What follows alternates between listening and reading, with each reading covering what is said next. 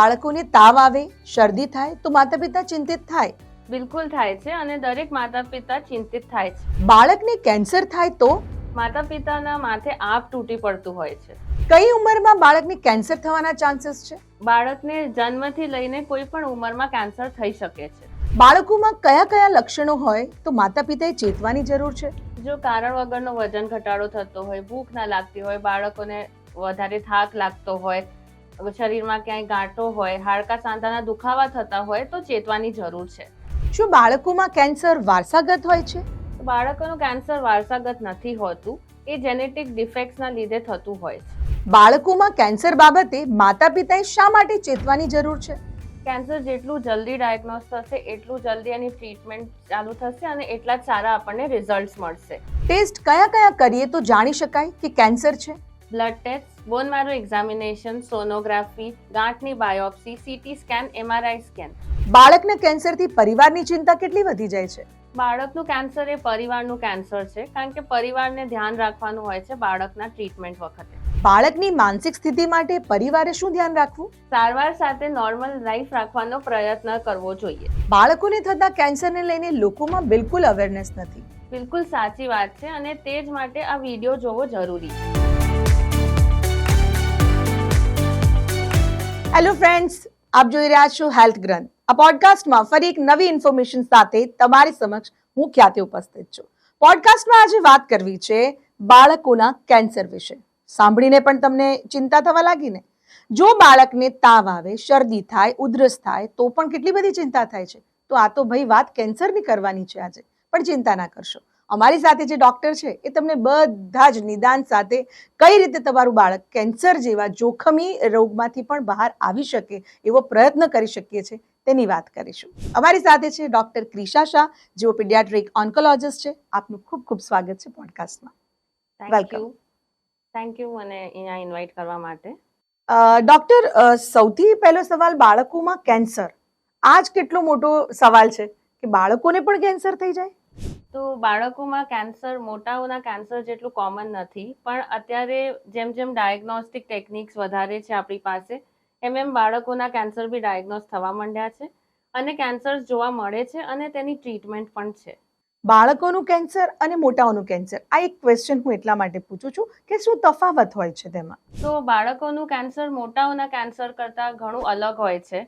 તેની ટાઈપ્સ અલગ હોય છે, તેનું થવાનું કારણ અલગ હોય છે, ટ્રીટમેન્ટ મોડાલિટીઝ અલગ હોય છે અને સર્વાઈવલ રેટ એટલે બચાવવાના ચાન્સીસ અને લોંગ ટર્મ કોમ્પ્લિકેશન્સ બી અલગ હોય છે. તો બાળકોમાં યુઝ્યુઅલી કેન્સર જેનેટિક હોય છે અને અડલ્ટ્સમાં એટલે મોટાઓમાં એન્વાયરમેન્ટલ અને લાઇફસ્ટાઇલ ફેક્ટર્સ સાથે એસોસિએટેડ હોય છે યુઝ્યુઅલી, અને તે હેરિડિટરી નથી હોતા.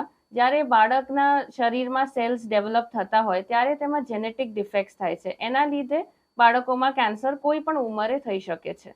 તેમજ ટાઈપ્સ ઓફ કેન્સર્સ, મતલબ જે પ્રકાર છે કેન્સરના, તે બી બાળકોમાં અને અડલ્ટમાં ઘણા અલગ હોય છે અને બાળકોની ટ્રીટમેન્ટ બહુ સ્પેસિફિક હોય છે, જેમ આપણે આગળ વાત કરીશું એના વિશે. અને એટલે જ બાળકોનું કેન્સર ઘણું અલગ હોય છે અડલ્ટ, અને આ ડિફરન્સ સમજવું જરૂરી છે. જી, ખૂબ મોટો તફાવત હશે ત્યારે તમે વાત કરી રહ્યા છો. એઝ અ પીડિયાટ્રિક સર્જન, જો વાત કરવામાં આવે છે કેન્સરની, બાળકોને કોઈ પણ એજમાં થઈ શકે. આમ તો બાળક જન્મે છે એ દિવસથી લઈને આપણે એક એજ ડિફાઇન કરીએ કે 12 વર્ષ સુધી એ બાળક ગણાય છે. તો એને કઈ એજમાં કેન્સર થવાના ચાન્સીસ સૌથી વધારે છે? તો કયું ટાઈપનું કેન્સર છે એ પ્રમાણે એજ ડિપેન્ડ થાય છે, પણ યુઝ્યુઅલી 2 વર્ષથી 6 વર્ષ સુધીના અને 12 થી 15 વર્ષ સુધીના બાળકોને વધારે કેન્સર થવાની શક્યતા છે. બાળક એ બાળક છે, કોઈ પણ રોગ એના શરીરમાં આવે એટલે ચિંતા માતા પિતાની વધી જાય છે. એવા સમયે એઝ અ ડોક્ટર તમે શું કહેશો? તો બાળકોનું કેન્સર ખાલી અર્લી ડિટેક્ટ થાય એટલે પેરેન્ટ્સને એના સાઇન સિમ્ટમ્સ, લક્ષણો ખબર હોવા જોઈએ કે ક્યારે પીડિયાટ્રિશિયનને સંપર્ક કરવો અને પીડિયાટ્રિશિયનને બી આગળ જ્યારે ઓન્કોલોજિસ્ટને ક્યારે રેફર કરવું એ ખ્યાલ હોવો જોઈએ. અને એકવાર જો વહેલા સ્ટેજે ડિટેક્ટ થઈ જતું હોય બાળકોનું કેન્સર, તો તેના રિઝલ્ટ્સ અને આઉટકમ્સ ઘણા સારા હોઈ શકે છે. એટલે ગભરાવાની વાત નથી, પણ એકવાર ડાયગ્નોસિસ થાય પછી તરત ટ્રીટમેન્ટ માટે બચ્ચાને લાવવું જરૂરી છે, જેનાથી આપણને સારા રિઝલ્ટ્સ મળી શકે છે. હવે તમે વાત લક્ષણોની કરી, તો બાળકોમાં થતા એ કેન્સરમાં કયા લક્ષણો હોય છે કે જે જોવા મળે? તો અગેન બાળકોના લક્ષણો, કેન્સરના લક્ષણો કયું ટાઈપનું કેન્સર છે એના પર ડિપેન્ડ થાય છે. પણ અમુક કોમન લક્ષણો હોય છે જેમ કે ભૂખ ના લાગવી, કારણ વગરનો વજન ઘટાડો થવો, સતત તાવ આવો, શરીરમાં ગાંઠો થવી, હાડકા કે સાંધાના દુખાવા થવા, આવા અમુક લક્ષણો હોય છે જે આપણને ગાઈડ કરી શકે છે કે આ કેન્સર હોઈ શકે છે. ઘણીવાર માતા પિતાની એ ચિંતા અને ફરિયાદ હોય જ છે કે મારું બાળક જમતું નથી, ટાઈમ પર સૂતું નથી. તો આ બધી જે બાળક એક્ટિવ ન હોવું, પણ એ પણ શું એક એનું જ લક્ષણ છે?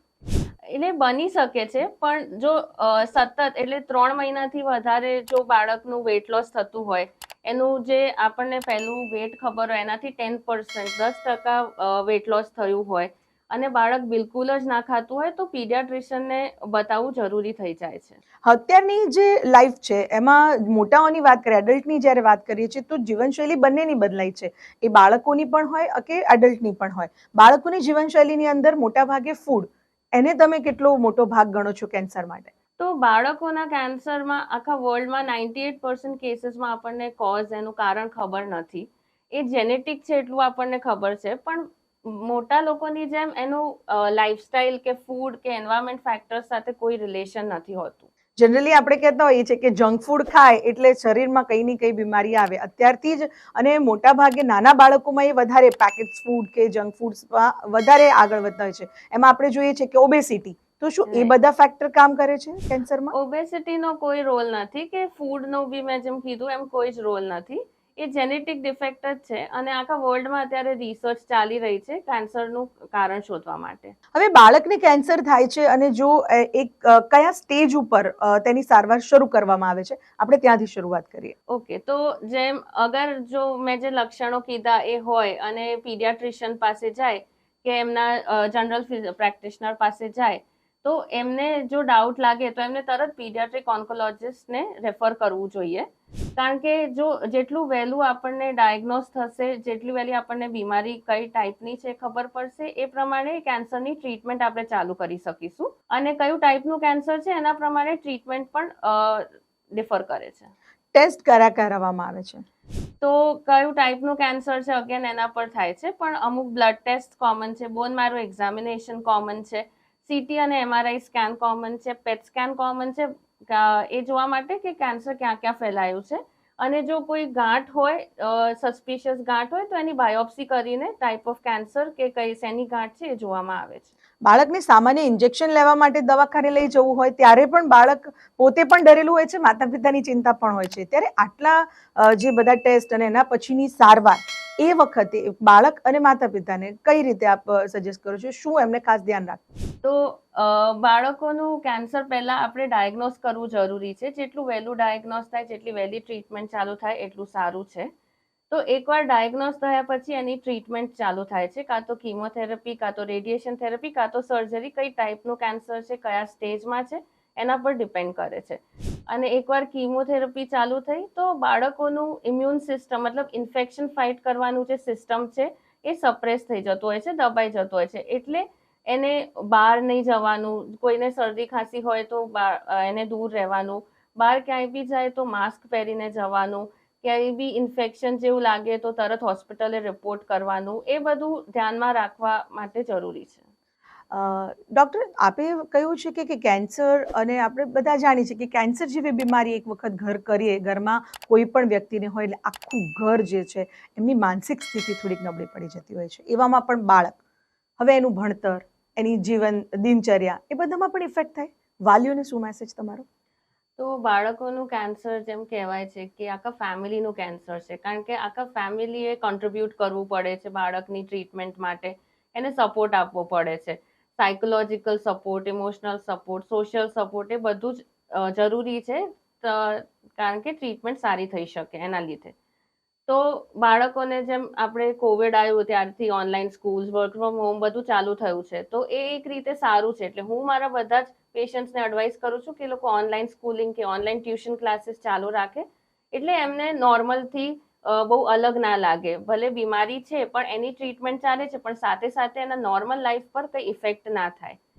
તેમજ પેરેન્ટ્સને બી રીઅશ્યોર કરવામાં આવે છે કે ટ્રીટમેન્ટ છે, ટ્રીટમેન્ટ ચાલી રહી છે, કેન્સર સારું થશે, પણ તેમને સોશિયલ ઇમોશનલ સપોર્ટ આપવો પડશે, બાળકોને સાયકોલોજીકલ સપોર્ટ આપવો પડશે.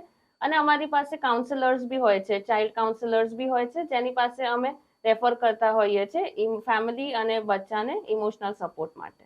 હવે તમે કહ્યું કે બાળકનું કેન્સર એ પરિવારનું કેન્સર છે, લાઈક એ જ રીતે એક પીડિયાટ્રિક તરીકે બાળક તમારી પાસે આવે છે એટલે તમે પણ એને પોતાનું બાળક તરીકે, કોઈ પણ પેશન્ટ છે એને પોતાનું સમજી અને એની સારવાર થતી હોય છે. હવે કેન્સરની સારવાર એવી છે કે એઝ અ પીડિયાટ્રિક ઓન્કોલોજિસ્ટ તમે કરી રહ્યા છો, પણ એની અંદર હજુ કેટલા પાર્ટ છે, કોણ કોણ તેની અંદર સામેલ હોય છે, કઈ કઈ ટીમ તરીકે અંદર એમાં વર્ક કરતી હોય છે? તો બાળકોના કેન્સરની ટ્રીટમેન્ટ એક બહુ જ મોટું ટીમ વર્ક છે અને એમાં બહુ જ કોલેબોરેશન્સ જોઈએ છે બધા સાથે. જેમ કે સર્જરી કરવાની હોય તો પીડિયાટ્રિક સર્જન છે, બાળકોના સ્પેસિફિક સર્જન્સ છે એ હોય છે, રેડિયેશન ઓન્કોલોજિસ્ટ હોય છે, ચાઇલ્ડ કાઉન્સિલર્સ હોય છે, સ્પેસિફિક પીડિયાટ્રિક નર્સિંગની ટીમ હોય છે, જેને બાળકોને હેન્ડલ કર્યા હોય અને તેમની બધી જ એમને સારવાર કરતા આવડતી હોય અને એ યુઝ ટુ હોય એની સારવાર કરવાથી. એ બધા જ આ ટીમમાં ઇન્વોલ્વ હોય છે. અમુક વાર ફિઝિયોથેરાપિસ્ટ ઇન્વોલ્વ હોય છે, પીડિયાટ્રિક ફિઝિયોથેરાપિસ્ટ બી અલગ હોય છે, જેને આ બધું સમજણ પડે અને એ સારી રીતે કરી શકે. સારવાર પછીની વાત કરીએ છીએ, સારવાર લીધા પછી લાઈફમાં બેલેન્સ કરવાનું આવે બાળકને, કઈ રીતે થતું હોય છે આવનારા સમયમાં, ભવિષ્યમાં એને આ કેન્સરની ઇફેક્ટ જોવા મળે એનામાં? તો બાળકોમાં અગર એકવાર કેન્સરની ટ્રીટમેન્ટ થઈ ગઈ અને બાળક કેન્સર ફ્રી થઈ ગયું તો એ તમારા ને મારી જેમ નોર્મલ લાઈફ જીવી શકે છે. એ ડોક્ટર બની શકે છે, એન્કર બની શકે છે, કે પોલીસ બની શકે છે, કે જે બનવું હોય બની શકે છે. પણ એને ખાલી ક્લોઝ ફોલોઅપમાં રહેવાનું હોય છે, કારણ કે કેન્સર પાછા આવવાના ચાન્સીસ 5% હોય છે અને એટલે જ એ ધ્યાન રાખવું જરૂરી છે. અને બીજી લાંબા ગાળમાં સાઈડ ઇફેક્ટ્સ બી અમુક થઈ શકે છે, જેને મોનિટરિંગ જોઈએ છે. એટલે પીડિયાટ્રિક ઓન્કોલોજિસ્ટના ફોલોઅપમાં રહેવું જરૂરી છે બાળક માટે. કયા સ્ટેજમાં આપણે જાણ્યું કે હવે એને કેન્સર છે અને જો સારવાર તાત્કાલિક શરૂ કરી છે તો તેને બિલકુલ નાબૂદ કરી શકાય?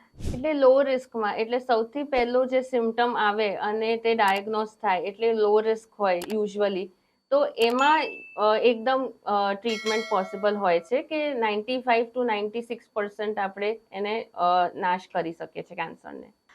બાળકને કેન્સરના લક્ષણો તમે કહ્યા એમ કે જલ્દી ખ્યાલ નથી આવતા, તો શું બની શકે કે એના તબક્કા ફર્સ્ટ, સેકન્ડ અને થર્ડ સ્ટેજ સુધી પણ પહોંચી ગયા હોય? બની શકે છે, કારણ કે ઇન્ડિયામાં અવેરનેસ ઓછી છે. એવું છે કે બાળકોનું કેન્સર થાય એટલે અંત છે, પણ એવું નથી. જો લક્ષણો વહેલા સ્ટેજમાં બધાને ખબર પડે અને તે ડાયગ્નોઝ થાય, ટ્રીટમેન્ટ થાય, તો તેની સારી અસર થઈ જતી હોય છે. પણ જો મિસ થઈ ગયા સિમ્ટમ્સ અને હાઈ રિસ્ક સ્ટેજમાં આવ્યા તો પછી બચાવવું મુશ્કેલ હોય. કેન્સરની અવેરનેસ હવે ધીરે ધીરે વધી છે, પણ બાળકોમાં થતા કેન્સરની અવેરનેસ હજુ નથી એટલી જોવા મળતી, તો એના માટે શું? તો દર વર્ષે સપ્ટેમ્બર મહિનો ચાઇલ્ડહુડ કેન્સર અવેરનેસ મંથ તરીકે મનાવવામાં આવે છે, જેમાં આ જ રીતે બાળકોના કેન્સરના લક્ષણોની, ટ્રીટમેન્ટની એ બધી જાગૃતતા કરવામાં આવે છે. તેમજ જે બાળકો કેન્સરથી પીડિત છે અને તેમના ફેમિલીઝનું સન્માન કરવામાં આવે છે. તેવી જ રીતે કેન્સરની ટ્રીટમેન્ટ માટે ફંડરેઝર્સ બી ઓર્ગેનાઇઝ થાય છે અને એ જ ટ્રીટમેન્ટ માટે ફંડ્સ રેઝ કરવામાં આવે છે. એઝ અ પીડિયાટ્રિક ઓન્કોલોજિસ્ટ તરીકે તમે શું કહેશો કે બોડી ચેકઅપ આપણે જોઈએ છે કે એડલ્ટ્સમાં તો આપણે ટાઈમ ટુ ટાઈમ કરાવવાની એક રિક્વેસ્ટ કરતા જ હોઈએ છીએ, બાળકોમાં એવું ખરું જરૂરી? બાળકોમાં એવું એન્યુઅલ ચેકઅપ કે એવું બોડી ચેકઅપ જરૂરી નથી, પણ કોઈ બી તમને નોર્મલથી અલગ લાગે, કઈ બી ગાંઠ થાય કે વધારે તાવ આવે છે, તો એકવાર તમારા લોકલ પીડિયાટ્રિશિયનને કન્સલ્ટ કરવું જરૂરી છે. બાળકોના કેન્સરને લઈને ઘણી બધી આપણે અત્યારે ચર્ચા કરી છે, માર્ગદર્શન તમે ખૂબ સુંદર આપ્યું છે, પણ એક મેસેજ કે જે હજુ પણ અવેરનેસ માટે ખૂબ જરૂરી છે. તો બાળકોનું કેન્સર કોમન છે, એવું નથી કે બાળકોમાં કેન્સર નથી થતું. જેમ મેં લક્ષણ કીધા, જો કોઈ બી લક્ષણ હોય તમારા બાળકમાં કે તમારા જાણીતા લોકોના બાળકમાં, તો પીડિયાટ્રિશિયન કે પીડિયાટ્રિક ઓન્કોલોજિસ્ટને સંપર્ક કરવા જરૂરી છે. અને જેમ મેં પહેલા પણ કીધું કે જેટલું જલ્દી ડાયગ્નોસિસ થશે એટલી જલ્દી ટ્રીટમેન્ટ થશે ને એટલા જ સારા રિઝલ્ટ મળી શકે છે આપણને. Thank you so much. ખૂબ જ સુંદર માર્ગદર્શન આપે આપ્યું છે. બાળકોમાં થતા કેન્સરને કેવી રીતે મટાડી શકાય, તેનો શું પ્રયત્ન કરી શકાય, એ તમામ અંગે thank you so much. Thank you. તો હેલ્થ ગ્રંથમાં આજે આપણે વાત કરી બાળકોમાં થતા કેન્સર વિશે. ચિંતિત વિષય ચોક્કસથી છે, પણ ડરવાની જરૂર નથી. ડોક્ટર તો છે ને આપણી સાથે. તો હેલ્થ ગ્રંથમાં આવી જ રીતે નવા ઇન્ફોર્મેશનને લઈને ફરીથી આપની સમક્ષ ઉપસ્થિત થઈશું. જોતા રહો હેલ્થ ગ્રંથ. શેર કરો, સબસ્ક્રાઇબ કરો, ફોલો કરો.